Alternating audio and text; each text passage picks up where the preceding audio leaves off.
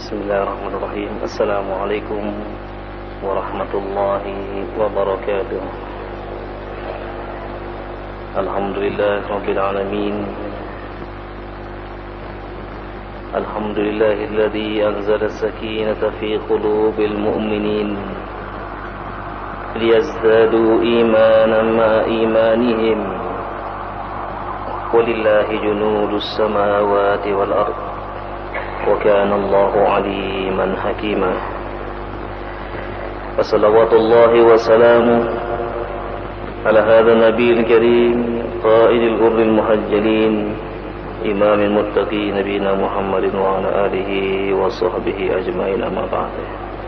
Ma'asyiral muslimin rahimani wa rahmatullah, jamaah salat maghrib yang rahmati Allah subhanahu wa ta'ala, kaum muslimin dan muslimat, pendengar setia suara mujahidin, suara Perak Jaya dimanapun anda berada, rahimani wa rahimakumullah. Setengah jam ke depan kita akan membahas tafsir surah Al-Balad. Surah Al-Balad, kami akan baca beberapa ayat. A'udzu billahi minasy syaithanir rajim. Bismillahirrahmanirrahim. لا أقسم بهذا البلد وأنت حل بهذا البلد ووالد وما ولد لقد خلقنا الإنسان في كبد فيحسب أن لن يقدر عليه أحد يقول أهلكت مالا لبدا أيحسب أن لم يره أحد ألم نجعل له عينين ولسانا وشفتين وهديناه النجدين. إخوة الإيمان rahimani wa rahimakumullah. Surah Al-Balad ini merupakan surah Makkiyah bittifaqi, sepakat semua para ulama.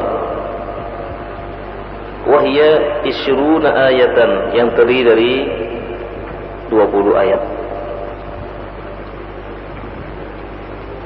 Untuk mengingatkan kembali bahwa surah secara umum itu dibagi menjadi dua. Ada surah Makkiyah, ada surah Madaniyah.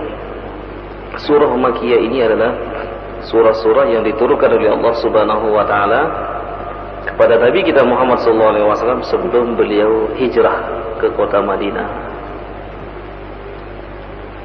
yang memiliki karakteristik tersendiri. Di antaranya adalah banyak berbicara tentang keimanan. Iman kepada Allah, iman kepada malaikat, iman kepada kitab-kitab, iman kepada yang gaib, iman kepada hari kiamat. Jadi isinya seputar keimanan, karena dia adalah merupakan fondasi yang harus dimiliki oleh setiap muslim, wabil khusus adalah setiap mujahid dakwah. Karena ini adalah yang akan menentukan berhasil dan tidaknya dakwah, kuat dan tidaknya mental seseorang karena keimanannya. Kemudian surah Madaniyah. Surah Madaniyah adalah surah-surah yang diturunkan oleh Allah kepada Nabi kita Muhammad SAW saat beliau berada di kota Madinah, atau setelah beliau hijrah ke kota Madinah, yang memiliki ciri-ciri banyak berkenaan dengan masalah-masalah hukum, masalah-masalah kemasyarakatan, muamalah, ya, akhlak. Demikian juga ayatnya panjang-panjang, ayatnya juga panjang-panjang. Firman Allah Subhanahu wa taala, la uqsimu bihadzal balad. Disebutkan oleh Imam Al-Qurtubi di sini adalah yazuz an takuna la zaidah. Jadi boleh lam ini menjadi tambahan, zaidah tambahan. Kama taqaddam la uqsimu biyaumil qiyamah, sama dengan firman Allah la uqsimu biyaumil qiyamah. Jadi tambahan uqsimu sendiri artinya sudah bersumpah. Aku bersumpah kata Allah Subhanahu wa taala. Nah, karena dalam la tambahan di sini juga bisa memberikan makna takkid untuk menguatkan. Jadi untuk menguatkan. Jadi Allah Subhanahu wa taala mengatakan, aku bersumpah bihadzal balad, dengan balad ini, dengan negeri ini. Di dalam firman Allah yang lain, Allah berfirman, wa hadzal baladil amin, dan inilah negeri yang aman. Maksudnya adalah Makkah al-Mukarramah. Nabi Ibrahim alaihissalam yang pertama kali menempati kota Makkah ini berdoa, Rabbi ja'al hadza baladan amina. Ya Allah, jadikanlah negeri ini, itu Makkah ini, negeri yang aman. Sehingga Allah Subhanahu wa taala menjadikan Makkah menjadi negeri yang aman, atau disebut dengan tanah haram. Tanah haram ini memiliki keistimewaan. Yang pertama adalah orang yang masuk ke Makkah al-Mukarramah haruslah menggunakan pakaian ihram. Ima dia melaksanakan ibadah haji atau ibadah umrah. Nah, ketika dia berada di tanah haram, yang tidak boleh dia lakukan adalah yang pertama, tidak boleh mengganggu hewan-hewan yang ada di sana, kecuali yang membahayakan. Kan burung-burung sangat banyak sekali ya. Jangan sampai kita ketika melaksanakan ibadah umroh atau haji punya pikiran macam-macam. Wah, ini mumpung nih, burung dara banyak di sini, burung merpati banyak. Nanti malam kita bikin apa? Burung dara penyet ya. Nah, ini sudah salah niatnya. Memang mudah, ditangkapnya sangat mudah sekali gitu. Dia di bawah-bawah jalan. Ini nggak boleh. Yang kedua adalah ketika menemukan luqatah ini adalah barang-barang temuan, mungkin jam kita temukan ataupun dompet yang lain-lain. Nah, kalau kita tahu tempat mengembalikan, kita ambil, kemudian kita laporkan ke tempat penitipan, tempat kehilangan. Perlu diketahui kalau di Mekah tempat kehilangan bisa didapati di belakang Safa Marwah. Jadi kita keluar dari Safa Marwah, keluar di halaman, nanti ada tempat wudhu, di atas tempat wudhu kita naik lantai 2 ya. Disitulah tempat untuk menemukan barang-barang yang hilang. Kalau kita tidak mampu, biarkan saja. Ada jam di masjid biasanya, khususnya orang-orang Indonesia, kalau ke sana bawa jamnya bagus-bagus, baru beli jam pakai ini, ketinggalan sana. Dan biasanya juga orang-orang melaksanakan ibadah haji jamnya mahal-mahal.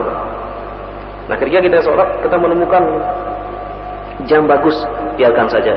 Mungkin nanti orangnya akan kembali lagi. Karena pernah ada satu peristiwa, jadi ketika seseorang yang melaksanakan ibadah haji, tidak sebagaimana sekarang ini, zaman dulu masih terbuka, dia melaksanakan ibadah haji, dia lupa naruh uang di mana. Jadi hampir 1 pundi uangnya itu, dia lupa naruh di mana uang. Nah,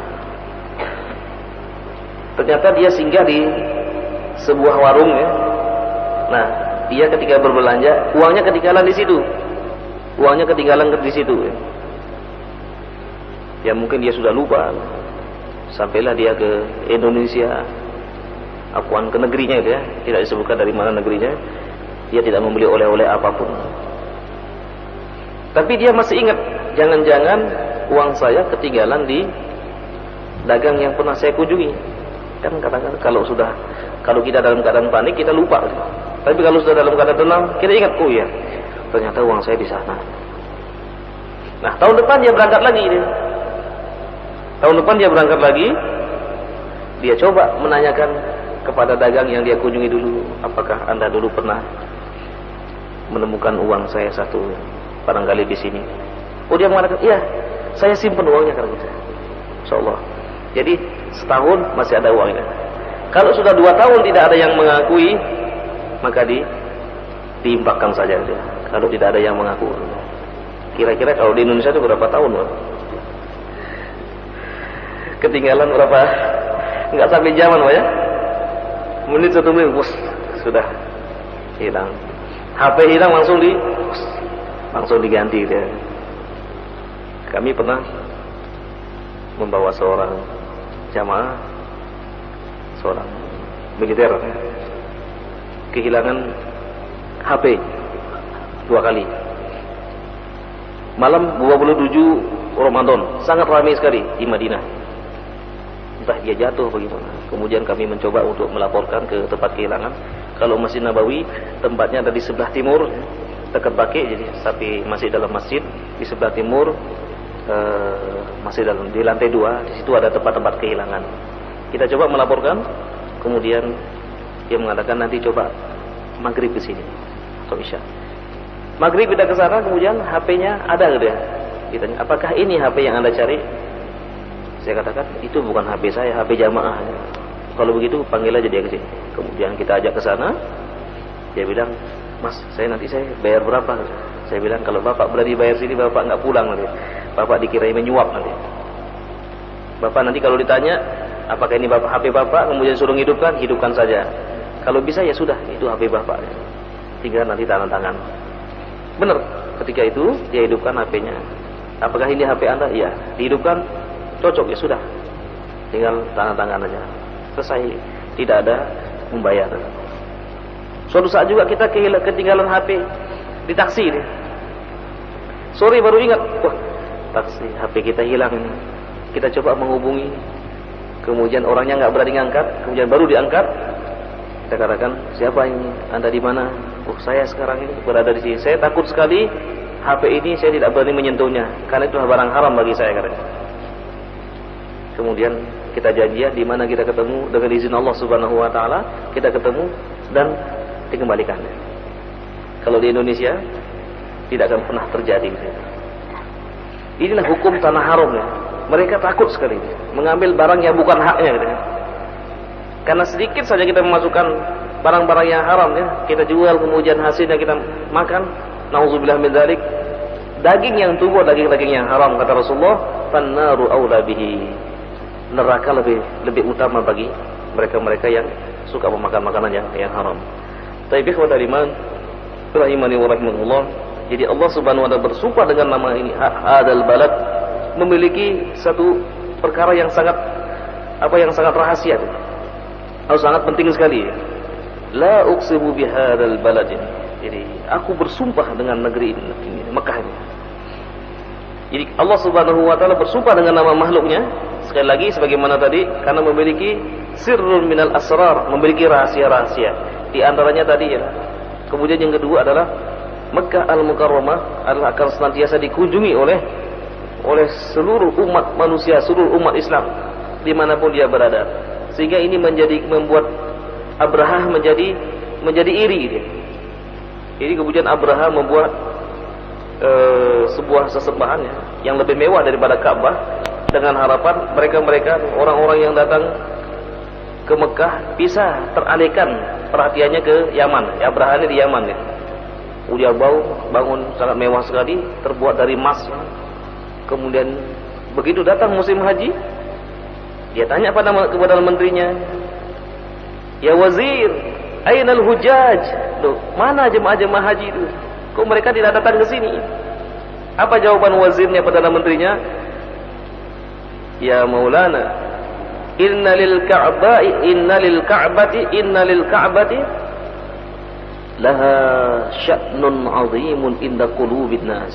Sesungguhnya Ka'bah itu memiliki daya tarik tersendiri pada hati manusia. Memang melaksanakan ibadah haji dari zaman Nabi Ibrahim sudah ada, tapi banyak dikotori. Apalagi di zaman jahiliyah, orang melaksanakan ibadah haji zaman jahiliyah, mereka tawaf dengan telanjang. Dia tawaf dengan telanjang bulat ya.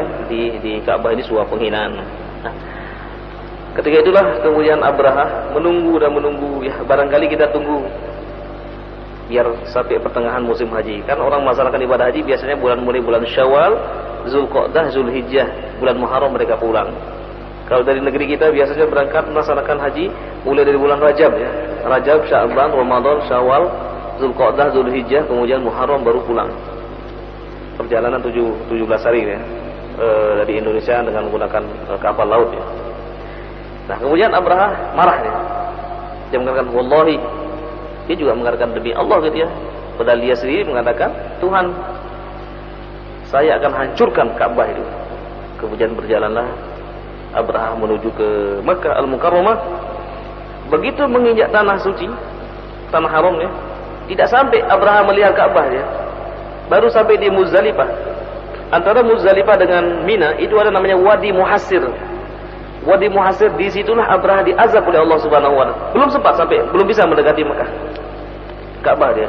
Sampai di Wadi Muhassir, oleh karena itulah ketika kita melewati wadi ini, lembah ini, kita suruh cepat-cepat. Ada sunnah, kita suruh mempercepat langkah kita di situ. Karena dulu di situ pernah diazab Abraha, ya. Jadi Abraha kemudian dilempari dengan kerikil-kerikil, batu-batu yang sudah tanah liat yang sudah terbakar, ya. Burung-burung yang bergerombolan datang kemudian melemparinya.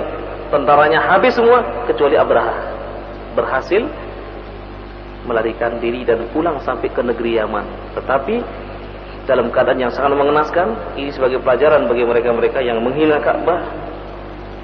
Tubuhnya pun sudah mulai berlubang-lubang sampai kelihatan dari depan ke belakang, untuk kelihatan. Ka'asfim ma'kul, seperti daun yang dimakan oleh ulat, lubang-lubang. Kemudian dia mati di sana, ya. Kalau yang lain semuanya mati di tempat. Kalau Abraha masih diselamatkan oleh Allah dengan harapan menjadi ibrah, menjadi pelajaran bagi mereka-mereka yang suka menghina Ka'bah. Tapi ikhwatan iman rahimani wa rahimakumullah, ini ayat yang pertama. Allah Subhanahu wa taala bersifat dengan nama Al-Balad, itu Baladil Amin, itu Makkah Al-Mukarramah. Pada ayat yang kedua Allah mengatakan wa anta hillun bihadzal balad, yakni bil mustaqbal misl qawlihi ta'ala innaka mayyitun wa innahum mayyitun. Firman Allah ini sama juga dengan firman Allah, sesungguhnya engkau adalah akan mati dan mereka juga akan mati, gitu. Jadi maksudnya di sini bahwa Rasulullah sallallahu alaihi wasallam satu saat akan memasuki kota Mekah. Ini sebuah isyarat, ya. Dia terusir dari Mekah dan akan kembali ke Mekah. Waraqah bin Naufal, paman dari Khadijah, seorang ahli kitab, dia mampu membaca Injil dengan bahasa Ibrani. Ketika diceritakan tentang peristiwa yang dialami oleh Rasulullah SAW pada seberada di Gua Hira, jadi beliau mengatakan, Inna hada namus alladhi ja'a ila al-anbiya alladhi ja'a ila Musa wa ila Isa. Sesungguhnya yang datang menemui kamu adalah malaikat Jibril, sebut dengan namus, yang datang kepada Nabi Musa, datang kepada Nabi Isa. Wallahi, katanya, kalau sekiranya aku masih hidup nanti, di saat engkau diusir oleh kaummu, akulah orang pertama kali yang akan membelamu. Kemudian Rasulullah mengatakan, apakah setiap orang yang mendapatkan risalah akan diusir? Iya, akan diusir oleh kaumnya. Kemudian tidak beberapa lama, Waraqah bin Naufal pun menghembuskan nafasnya yang terakhir. Ada yang mengatakan bahwa Waraqah bin Naufal telah beriman kepada Rasulullah sallallahu alaihi wasallam. Memang betul, Islam begitu muncul gharib. Bada'al Islamu ghariban fasawfa ya'udu ghariban. Islam itu dimulai dari yang asing, kemudian nanti akan kembali kepada asing lagi, gitu. Orang tidak mengenal Islam, kemudian akan kembali lagi orang tidak akan mengenal Islam.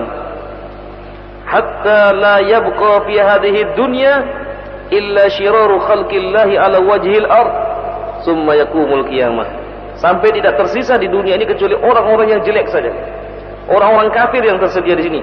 Sampai di dalam riwayat dikatakan Ka'bah akan dihancurkan sehancur-hancurnya, diratakan dengan tanah oleh mereka-mereka yang datang dari Habasyah, mereka-mereka yang berkulit hitam. Hancur rata dengan tanah. Kenapa Allah tidak melindunginya, gitu? Karena tidak ada lagi orang-orang Islam yang ada di dunia ini. Sudah diambil nyawanya oleh Allah Subhanahu wa taala ya. Sehingga terjadilah ketika itu hari kiamat kubro ya, hari kiamat besar. Ikhwatal iman rahimani wa rahimakumullah, Rasulullah di awal-awal dakwah diusir. 3 tahun Rasulullah SAW dakwah secara sirriyah, secara sembunyi-sembunyi. Kemudian setelah itu baru diizinkan dakwah secara jahriyah terang-terangan. Itu pun mendapatkan intimidasi yang sangat luar biasa. Apalagi ketika meninggalnya Abu Talib, paman beliau yang senantiasa melindungi Rasulullah. Karena kedudukan paman beliau adalah Sayyidu Qaumi, dia sebagai presiden pada saat itu, ya, presiden orang-orang Quraisy ya, yaitu menggantikan Abdul Muttalib. Kemudian dialah yang menjadi Sayyidu Qaumi, itu Abu Talib, meninggal dunia. Kemudian istri beliau yang senantiasa memberikan dakwah, memberikan dana untuk berdakwah pun meninggal dunia. Rasulullah sudah tidak punya kekuatan lagi, maksudnya keluarga. Kemudian beliau pun terusir dan beliau pergi ke Taif.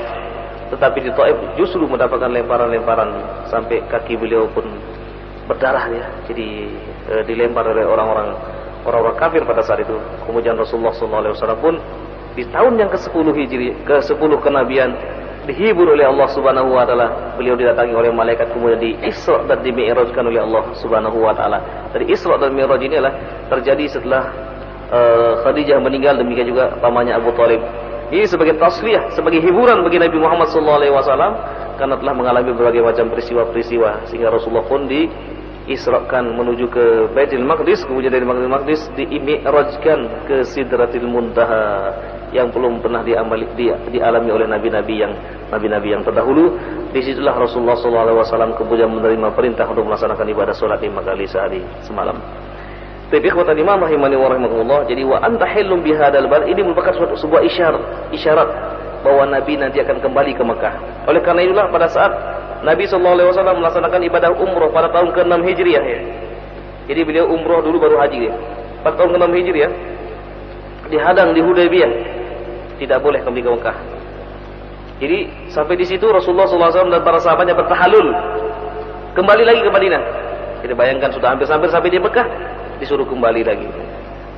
Nah, karena kesabaran Rasulullah SAW dan para sahabat-sahabatnya ini, kemudian Allah Subhanahu wa taala memberikan sebuah kemenangan yang sangat luar biasa. Inna fatahna laka fatham mubina, tanpa perang sama sekali gitu ya. Karena kesabaran Rasulullah SAW mendapatkan satu cercaan, mendapatkan satu ejekan dan lain sebagainya. Tapi Rasulullah SAW tetap sabar. Dia hanya mengatakan inni Rasulullah, sungguh aku ini adalah Rasulullah. Abu Bakar pun mengatakan innahu Rasulullah, sungguhnya dia adalah Rasulullah sallallahu alaihi wasallam. Ikhwatal iman rahimani wa rahimakumullah. Sekali lagi ayat ini wa anta hillum bihadzal balad merupakan sebuah isyarat bahwa nanti Nabi Muhammad sallallahu alaihi wasallam setelah terusir nanti akan memasuki kota Makkah Al-Mukarramah. Tapi ikhwatal iman rahimani wa rahimakumullah, mungkin ini yang dapat disampaikan pada kesempatan yang berbahagia ini, 2 ayat saja. Kalau ada yang ingin bertanya, tafadhol silakan, karena waktu Isya masuk pukul 18.33, artinya 10 menit. Barangkali kalau ada yang ingin bertanya. Mana Bapak kita ini? Pak Subuh. Biasanya Bapak kita nih, Pak Subuh biasa suka nanya. Subhan. Tafadhol. Assalamualaikum warahmatullahi wabarakatuh. Waalaikumsalam warahmatullahi wabarakatuh. Begini Ustaz, bagaimana sikap kita dalam mengimani Ka'bah ini? Di satu sisi ada orang yang tidak peduli, saking kayanya tidak mau melihat Ka'bah padahal dia seorang muslim. Di sisi lain ada orang yang sangat mengagung-agungkan sampai kiswahnya Ka'bah itu disimpan ya. Iya. Ya. Nah, di sisi lain musuh Islam menyerang kita melalui Ka'bah ini. Nah, apabila mereka menyembah patung atau segala macam salib, kita juga dikatakan menyembah sebuah bautu yang sangat besar. Nah, bagaimana sikap kita terhadap masalah ini, Ustaz? Assalamualaikum warahmatullahi wabarakatuh. Assalamualaikum warahmatullahi wabarakatuh. Ya. Ada orang-orang yang fobi ya, enggak mau ke sana, ke Mekah ya. Untuk apa ke sana? Cukup kita keliling-keliling sudah cukup ya. Atau kita ziarah-ziarah sudah cukup. Sudah haji katanya. Al-hajju al-qasdu ila ila makani ila amakin syarifah. Haji itu adalah berkunjung ke tempat-tempat suci gitu. Nah, mereka juga ada yang menafsirkan ini tafsir batil ya. Tafsirun batil, tafsiran batil adalah berkunjung ke keramat-keramat para wali gitu. Ini dianggap sebagai haji kecil. Inilah yang disebut dengan penafsiran Al-Quran bir-ra'yil mazmum. Penafsiran Al-Quran dengan ra'yu, dengan akal yang tercela. Jadi haji itu adalah qasdu ila baitillahil haram li ada ibadatil haji awil umrah fi awqatin mahsusah bi af'alin mahsusah. Jadi haji itu adalah keinginan seorang untuk melaksanakan, untuk pergi ke tanah suci Mekah Al-Mukarramah untuk melaksanakan manasik ya, pada waktu tertentu dan juga dengan amalan-amalan tertentu dia. Jadi siapapun yang dari kalangan kaum muslimin sudah memiliki kesanggupan ya, baik itu kesanggupan harta, kemudian juga fisiknya, ilmunya juga ada, maka yang paling pertama kali dia segerakanlah pergi ke tanah suci untuk melaksanakan ibadah haji atau ibadah umrah. Terserah nanti setelah itu mau pergi kemana, terserah. Jadi yang diutamakan adalah menjalankan rukun Islam yang kelima. Nanti ajalah kalau saya sudah tua. Jangan, mumpung masih muda dia. Karena pelaksanaan ibadah haji itu fisik ya. Apalagi sekarang Masya Allah berjubel-jubel. Apalagi musim haji penuhnya luar biasa. Di lantai dasar kita tawa penuh, lantai 2 penuh, lantai 3 juga penuh dia. Nah, ini memerlukan fisik yang sehat, fisik yang kuat. Oleh kata itulah bagi yang sudah mampu ya jangan sampai menunggu biar tua dulu nanti. Kalau sudah tua nggak optimal lagi ibadahnya nanti deh. Sudah dipapah, sudah ini, sudah itu. Tapi kalau masih seger, segera melaksanakan ibadah haji. Tapi kemudian yang kedua, ya tidak boleh kita mengagung-agungkan ya, tetap mengagungkan sekali. Kemudian kita menyimpan kiswahnya, kita mengatakan ini saya taruh di rumah saya ini nanti supaya terhindar dari bala, dari bencana. Nggak boleh dia. Dia adalah sebuah benda. Kata Umar bin Khattab, innaka la hajar, sungguh engkau ini batu. Ini lau anni ma raaitu Rasulullah sallallahu alaihi wasallam yuqabbiluki ma qabaltu. Sekiranya aku tidak melihat Rasulullah menciummu, aku pun tidak akan pernah melakukannya. Itu perkataan Umar bin Khattab ya. Jadi beliau mengatakan kalau sekiranya aku tidak melihat Rasulullah menciummu, aku tidak akan pernah menciummu. Karena dia adalah batu gitu. Nah, mentakzim di sini adalah maksudnya ihtiram, menghormati gitu. Karena Ka'bah al-Musyarrafah adalah merupakan simbol, jadi simbol kiblat, bukan simbolnya Allah dia. Jadi kita tidak menyembah itu. Jadi keliru sekali kalau ada orang mengatakan bahwa kita ini menyembah Ka'bah. Jadi Islam itu adalah agama yang akal dan juga tidak masuk akal. Nah, seperti Ka'bah, kalau kita akal-akalin nggak masuk akal. Ini perintah Allah Subhanahu wa taala, walillahi 'alan nasi hijjul baiti man istata'a ilaihi sabila. Perintah Allah untuk menyembah, untuk pergi ke tanah suci. Demikian juga Allah Subhanahu wa taala memerintahkan kepada malaikat untuk sujud kepada Adam. Ini perintah Allah ya. Kalau kita ujuk-ujuk kita sujud nggak boleh. Tapi ini perintah Allah Subhanahu wa taala kepada para malaikat untuk sujud kepada Adam. Malaikat pun melakukannya. Jadi ada institusi dari atasan ya. Jadi Islam itu wahyu, nas ya, dan juga akal. Jadi ketika akal manusia tidak bisa mencerna, maka bukan urusan kita, urusan wahyu. Jadi ketika seseorang melaksanakan ibadah haji, dia hanya mengikuti perintah Allah Subhanahu wa taala. Jadi bukan kita menyembah dia, jadi kita tidak menyembah. Dan kalau ini kita terangkan kepada mereka-mereka yang non muslim, mungkin tidak akan bisa diterima karena mereka tidak beriman dengan Al-Qur'an. Mereka tidak beriman dengan Nabi. Mereka tidak beriman dengan apa yang dibawa oleh Nabi Shallallahu Alaihi Wasallam. Alas, jadi ketika mereka berusaha untuk mendesak, mereka katakan bahwa agama tidak semuanya harus diinikan dengan akal. Kalau ingin akal-akalannya, kira-kira masuk akal nggak kalau orang yang sakit kepala yang disuntik pantatnya gitu ya?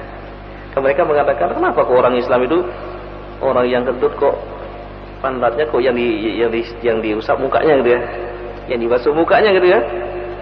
Nah, sama nih orang yang orang yang sakit kepala, kepalanya disuntik bisa mati nanti orang gitu. pantatnya yang disuntik gitu ya. Dan kalau orang yang buang angin, dia nutup apanya? Nutup mukanya dulu. Kenapa nggak nutup pantatnya? Malu dia. Padahal yang keluar dari bawah dia, tapi dia nutup mukanya gini, malu gitu ya. Jadi kalau kita berhadapan dengan orang-orang seperti itu, ya kita mengatakan lakum dinukum waliyadin. Jadi agama Islam ini tidak melulu harus dengan akal, tapi ada nas, perintah Allah Subhanahu wa taala, itu tidak ada akal kita tidak mampu untuk mencernanya. Ya, Ka'bah itu sebagai simbol ya, sebagai simbol kemana kita harus menghadapnya. Jadi seluruh umat Islam dimanapun mereka berada, mereka menghadap ke Ka'bah sebagai simbol kiblat kita. Baik. Insyaallah cukup kajian kita pada malam hari ini. Insyaallah kita lanjutkan pada pertemuan hari Senin ya. Kita ada kajian Riyadhus Shalihin, demikian juga Senin pagi, demikian juga Kamis pagi, Jumat pagi ada kajian, dan juga ada Sabtu pagi ada kajian on air lewat radio Suara Peraja ya. Aku qouli hadza wa astaghfirullah li wa lakum. Allahumma rabbana zalamna anfusana wa illam taghfir lana wa tarhamna lanakunanna minal khasirin. Allahumma rabbana la tad'alna fi maqamina hadza dhanban illa ghafartah wa la hamman illa farajtah wa la maridan illa shafaitah wa la maridan illa shafaitah wa la hajatan min hawaijid dunya illa qadaitaha wa yassarta ya Allah ya rabbal alamin. Rabbi ja'alna muqimina salati wa min dzurriyyatina rabbana wa taqabbal du'a. Allahumma rabbana hab lana min azwajina wa dzurriyyatina qurrata a'yun waj'alna lil muttaqina imama. La ilaha illa anta subhanaka inna kunna minadh dhalimin. Allahumma kulli mu'mina wal mu'minat wal muslimina wal muslimat al ahya'i minhum wal amwat. Rabbi ighfir lana wa li walidayna warhamhum kama rabbayana shighara. Rabbana atina fid dunya hasanah wa fil akhirati hasanah wa qina adzabannar wa adkhilnal jannata ma'al abrar ya aziz ya ghafar ya rabbal alamin. Subhanakallahumma wa bihamdika asyhadu an la ilaha illa anta astaghfiruka wa atubu ilaik. Wassallallahu ala nabiyyina Muhammadin wa ala alihi washabihi ajma'in. Assalamualaikum warahmatullahi wabarakatuh.